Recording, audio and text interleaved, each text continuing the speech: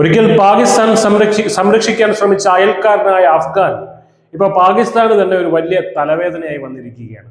ഈ സാഹചര്യത്തിലാണ് തെളിവ് സഹിതം ഇപ്പോൾ ഇസ്ലാമാബാദ് താലിബാൻ ഭരണകൂടത്തിനെതിരെ ചില നിർണായക ആരോപണങ്ങൾ ഉയർത്തുന്നത്. പാകിസ്ഥാനിലേക്ക് തീവ്രവാദികളെ കടത്തിവിടാൻ സഹായിക്കുന്നത് അഫ്ഗാൻ താലിബാൻ ഭരണകൂടമാണെന്ന് പാക് സൈന്യം പരസ്യമായി പ്രഖ്യാപിച്ചു. പാക് സൈനിക മാധ്യമ വിഭാഗമായ ISPR മേധാവി ലഫ്റ്റനന്റ് ജനറൽ അഹമ്മദ് ഷെരീഫ് ചൗധരിയാണ് ഗുരുതരമായിട്ടുള്ള ഈ ആരോപണം ഉന്നയിച്ചത്.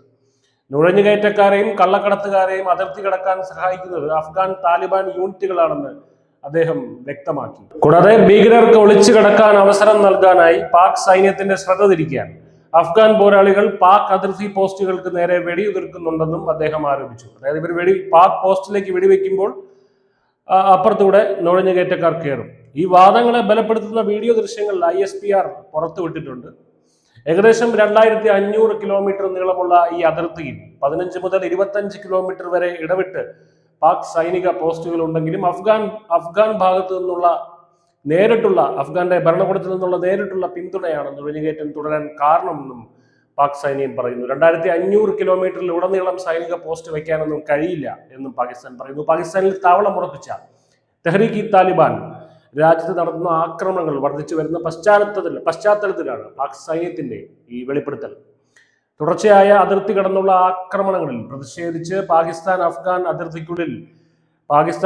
അതിർത്തിക്കുള്ളിൽ പ്രത്യാക്രമണങ്ങൾ നടത്തിയിരുന്നു.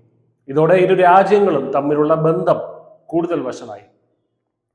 സംഘർഷം ലഘൂകരിക്കാനുള്ള ഇതുവരെയുള്ള നയതന്ത്ര ചർച്ചകൾ പരാജയപ്പെടുകയും ഇരു വിഭാഗങ്ങൾക്കുമിടയിലെ വിശ്വാസം ഏറ്റവും താഴ്ന്ന നിലയിലുമാണ് നിലവിൽ. ഇതിനിടയിലാണ് ഇന്ത്യയുടെ നിലപാട് പാകിസ്ഥാൻ ഏറ്റുപറയുന്നത്. പച്ച മലയാളത്തിൽ പറഞ്ഞാൽ പ്രസ്താവന പോലും ഇന്ത്യയുടെ കയ്യിൽ നിന്ന് ചുരണ്ടേണ്ട അവസ്ഥയാണ് പാകിസ്ഥാൻ. സ്വന്തമായിട്ടൊന്നും കയ്യിലില്ല. പാക്കിന്റെ ലഫ്റ്റനന്റ് ജനറൽ ചൗധരി ഇന്ത്യ പതിറ്റാണ്ടുകളായി ഉയർത്തുന്ന ഒരു നിലപാട് ആവർത്തിച്ചു. നല്ല താലിബാനോ ചീത്ത താലിബാനോ ഇല്ല. തീവ്രവാദികൾക്കിടയിൽ പാകിസ്ഥാൻ ഒരു വേർതിരിവും കാണിക്കില്ല. രക്തവും വ്യാപാരവും ഒരുമിച്ച് ഒഴുകില്ല. പാക് തീവ്രവാദത്തെക്കുറിച്ചുള്ള ഇന്ത്യയുടെ നിലപാടിനെ പാകിസ്ഥാൻ തന്നെ ഇപ്പോൾ ഏറ്റുപാടുന്നു എന്നത് ശ്രദ്ധേയമാണ്.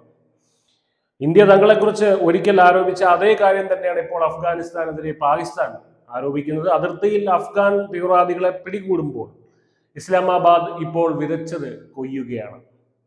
ഇപ്പോൾ സ്വന്തം മരുന്നിന്റെ രുചി അറിയുകയാണ് പാകിസ്ഥാൻ. അതിനിത്രയും കയ്പുണ്ടെന്ന് അവർ ഇന്നാണ് മനസ്സിലാക്കുന്നത്. News desk, news India Malayalam.